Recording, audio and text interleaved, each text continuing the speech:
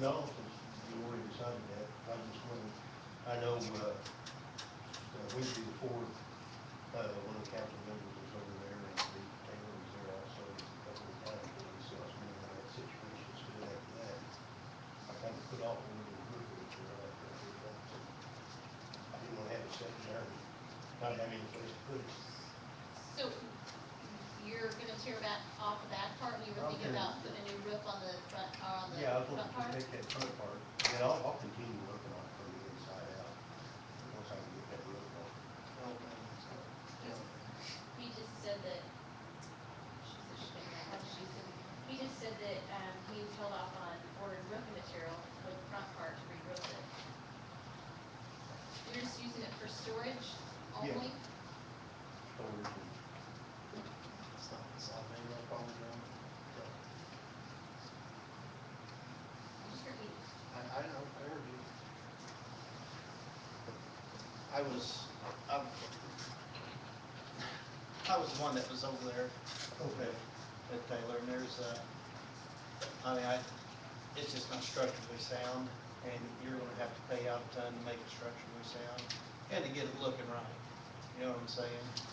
And probably if you was to tear it down, get you, I mean, a nice yard barn, put there, whatever, for your storage, and probably save you a lot more money, and that's just my own opinion. yeah, well, I didn't go out and think, that's one reason why we put the ductile like back there, because somebody told me that, you put a roof on that thing, but you gotta start at the bottom and work up. Yeah, it's just too far gone, you And know? that's all that back, the front part's an original part of Right. it.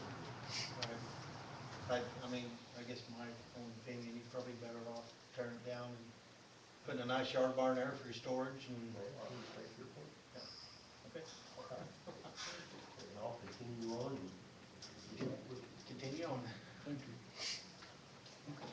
Now, Justin, we'll let you go. What I have here is the erosion control plan for all of the fire station property. We'd like to get this submitted for approval, so we can proceed with doing the all cleanup on the site that's needed. Um, I need a motion for Mr. Barnett's signature on the notice of intent to submit this to the state. Um, Prior to that, it gets submitted locally to the NRCS office. It's a $500 processing fee basically for anything up to 5 acres. Anything from 5 acres to 10 acres, I believe, is $1,200. The entire parcel is 5.83 acres, but it's divided into two separate parcels, so we're going to try to get underneath of that that threshold of the 5 acres to minimize the expense of that. If you guys are okay with that, and I can manage that, the only expenses associated with this would be that $500 processing fee locally, and the state also has a $100 processing fee. What you're paying for. We can pay for it up front and submit it for reimbursement is the easiest way to do that if you're okay with that. You okay with that? I was just thinking, just pay for it and we'll get it. You have the $500 fee? Um, yeah, I've got to talk with Kerry Kinzer to make sure that he's okay with us just submitting the biggest tract. We do estimate 5 acres, and that would be 500 plus, there's $100, that's the local, and there's $100 processing fee through Ag One. So total of 700.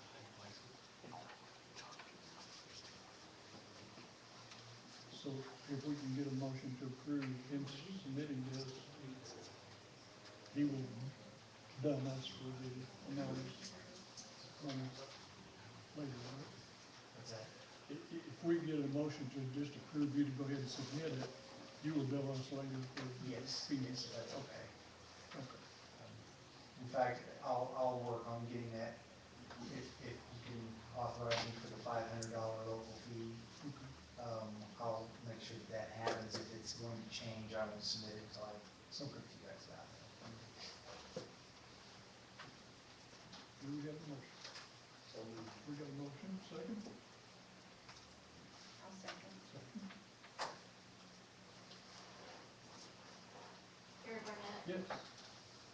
Jones. Yes. Mike Harkness. Yes. Luann Lashbrook. Yes. Ray Meadows.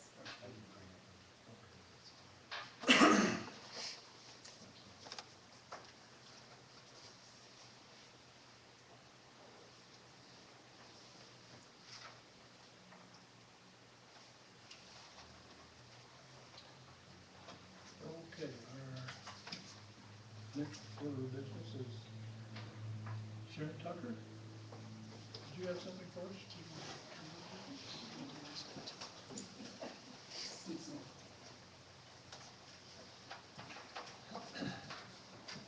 Good evening, everyone. Hi. I did, thank you.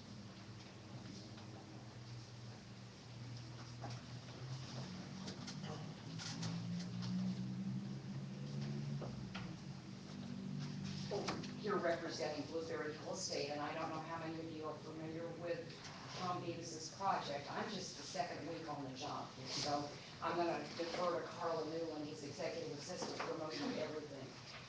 It is a beautiful facility, and as I have been talking to the news media about it, we're getting ready to stage a media event September 22nd and September 29th for the media of Southern Indiana to come out and see it and get publicity for it. Two things come to my mind. First of all, I'm so excited that it is located in Paoli and not French Lick over the valley. That is just so exciting to me. And second of all, as I'm observing what is going on at Blueberry Hill, what comes to mind is not only when this develops fully, and it has taken off like great guns, but when it develops fully, it's going to provide 130 Probably 180. 180 jobs for Orange County. And they are using, we have to think about the resort dollars that are being generated in our town and in our county, because we're using local florists, local rentals, local construction. We had signage people out today, they're going to be local. Lumber, food and beverage services, linens, it goes on and on and on. And the guests at the resort, they're gonna have to make a gas run. They're not going to do the fine dining every evening. They'll use our restaurants, and they'll have to go to Walmart if they have a headache. So it's going to really benefit Orange County. I think Carla's gonna talk to you about the particulars and what we're wanting, but I invite any of you to come out and let us take you on a tour. It is a retreat. It is a day retreat, as well as there are staterooms in the main home where guests can stay overnight. And so far, the two biggest things have been weddings, 270 some inquiries about the facility itself, and special occasions, anniversaries, birthdays, rehearsal dinners, you name it. Those have been the two. And the calls, we've had people from as far away as Wisconsin that have come to stay. So we're pretty lucky about it. Miss Carla? We officially opened August 1st, and our reservations just keep picking up more and more and more. And we've had nothing but positive feedback from our guests. We've had people from Nashville, Tennessee, Northern Ohio, Cincinnati, of course Louisville, Lexington, St. Louis, Evansville, um, like she said, Grand Rapids, Michigan, north of Wisconsin, Milwaukee, Wisconsin. It's wonderful that we're drawing people from that far away. And we do have overnight accommodations as well as daily admissions. We're kind of unique in that we offer daily admissions. So that's going to draw a lot of people from like a 2 to 3 hour radius. And, and like Sharon said, those people are going to spend money in the community. Um, we have weddings booked already. Um, we the biggest concern for weddings is that we need a facility, an indoor facility, because we can house 3 weddings on the property at one time with outside locations at this time. We would like to build 2 indoor facilities in case of inclement weather. We're in southern Indiana, unfortunately. We don't have the luxury of a dry climate most of the time. So we have applied for an OCDC grant to help with that. And they advised us that if we could get the support of the town of Paola, just a small $1,000 grant, that would bump us up to a first priority and help us get some OCDC money in the Paola community. And that's what we would like to do and ask for your support. Um, and that money would be used for development. Um, and then, um, I just want to say that we have realistically projected that we will bring 80 to 120,000 people a year into Paola. And, we've done our studies, we've done our numbers, and we feel like that's a very realistic number. And of course, we pay the innkeeper's tax on all our overnight stays, so that does help bring some tax dollars in. And we are trying to use local vendors as much as we possibly can. Food, we're partnering with local facilities as far as getting our food and supplies. We're partnering with the local, we don't have enough accommodations right now because we have to develop more. So we are partnering with local resorts, hotels, as far as that goes as well. So, and we would like for you to come out and visit, either individually or as a group. You're welcome to come out. I think you've been there, Mark? Yeah. Amy's been there. Yeah, Amy was there, that's right. So, we would like for you to all come out and visit and experience what we have to offer. Like the idea of the jobs. Yes, yes, we all need jobs in Orange County. So, Well, that's really it. and, we've already hired 21 people to date. So, we feel like we're off to a very good start. How many people are you employing now? We have right now about 20. Mhm. They're local. Yes, yes. We are trying to keep as much local as possible. We truly believe that the more money we put back into the community, the more the community is going to grow. And we're partnering with the florists, the bridal, because we are going to be doing weddings. And a lot of our guests are asking us, do you have local photographers? Do you have local caterers? Do you have local cake decorators? Do you have local formal wear facilities? So we are definitely recommending and have talked to a lot of the people in the area because we do want to be able to promote those businesses as well. And we just feel like it's just going to be a snowball effect Yep. for the county. Good deal. Any other questions that I can answer? I had some friends who had dinner out there the other night, Sunday night, I believe it was, and they said it was wonderful. Well, great. That's good to hear. And that's one thing I failed to mention. We're also opening up to fine dining on Friday, Saturday, and Sunday night. So that will generate even more business. The Evansville paper did do a 3-page spread on us. Their reporter came up and she was so excited as to what we had that she did a 3-page article, and that hit September 1st. And the response to that has been overwhelming. We have had tons of people from the Evansville, Dale, Jasper, Huntingburg area just driving up just to see the place. And now we're starting to get dinner reservations and have had some daily admissions and even overnight accommodations from that. So, and that's why we're taking the approach that Sharon is working on for to get other newspapers involved. Do you need a resolution of support from us as well? We do, yes. Okay. Make a motion to pay $1,000 from the resolution. Resolution. I'll second that. Like the idea of the jobs. Gary Barnett, Yes. Mark Jones. Yes. Mike Parkins. Yes. Lynette Lushka. Yes. Joe Meadows. Yes. Thank you very much. We appreciate it. Thank you. Absolutely, thank you very much. When do you need your letter of support?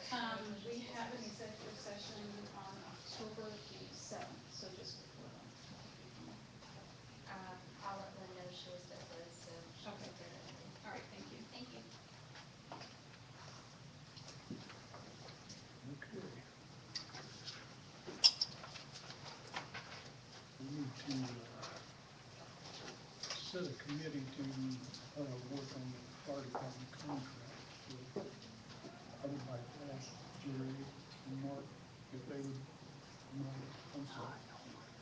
Jerry care to be on that committee, be on a fire contract with the fire department?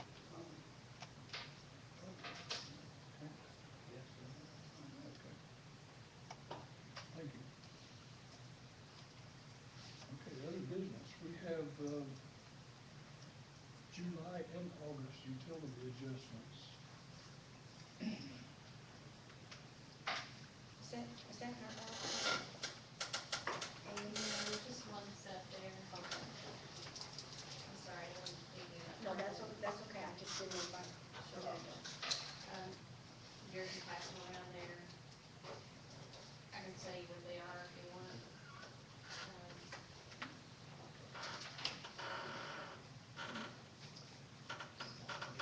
July's is $1,007.09, and they're just adjustments to sales. Usually sewer adjustments, there's some trash adjustments, and then, there is no electric on that one this time. And then August is 1620.69. Gosh darn, A lot of pools, being filled. tell me about it. Make a motion to approve the adjustments for both August and, or July and August. Okay, The majority was sewer adjustments, though, because I did bring that up in case you asked. Thank you for the information. Oh, there you go. Sorry, I missed that. Marge? Mark made the motion and Paul seconded. Gary Barnett, yes. Mark Jones. Yes. Mike Harkness. Yes. Luann Ashbrook. Yes. Terry Moore. Yes.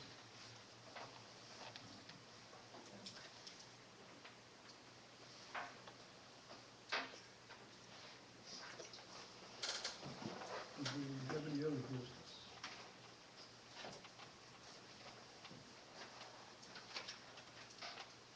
Have I covered everything, Amy?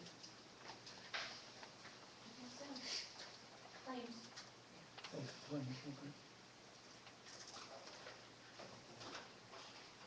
Everybody had a chance to look at the claims? Yes, sir.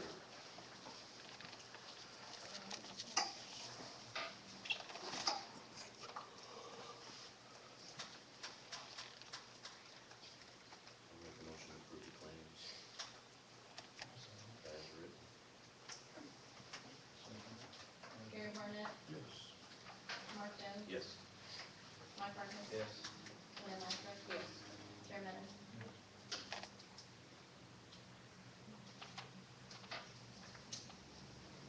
Nothing else? Motion to adjourn? I've got a question for you. Yeah. Excuse You me. got a question? Yes, I do. Are you on the sheet? I don't know, but it says on the sheet that the parties have questions or discussion. Okay, we'll go ahead and take it. I was here last month and, I asked about some storm sewer work being done on Cook Street, and I was just wondering where Yeah, we are with that. I talked to Mike the next day, Okay. and we kind of want to wait till we see what's going to happen. I mean, we're going to do it, but we want to try to do it in conjunction with all the drainage project that's going on. We don't want to do anything that's going to hamper that or mess that up in any way. So y'all won't have a problem if I call Leanne to have the town come clean the street, put the gravel back as you've done before? I'm fine with I that. think that once we get going with that, and we tell Yeah, the it'd take engineer care what of we're it, going to but do. I don't know how long that's gonna be, Yeah. and, we may get a gusher tomorrow Right. that just Yeah. wipes out everybody's driveway. Yeah, but Mike's aware of it.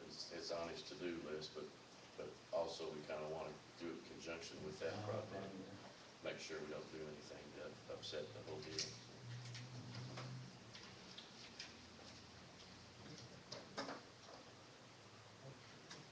That it? So they're gonna replace gravel and stuff. If that's okay with the council, I guess it's been done before. I'm not aware Being of in it. place, you just have to come clean it up out of the road. Get it out of the put it road. back where it goes.